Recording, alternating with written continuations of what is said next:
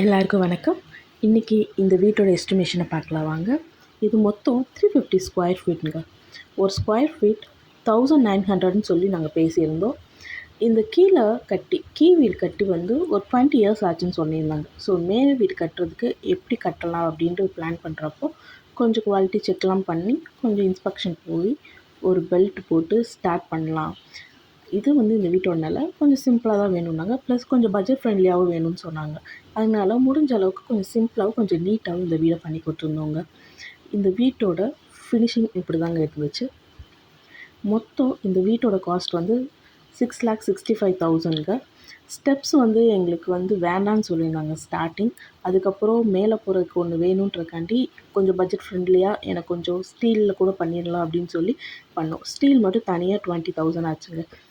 இப்படி இந்த வீடு இதாங்க ஃபைனல் அவுட்லுக். நன்றி, வணக்கம்.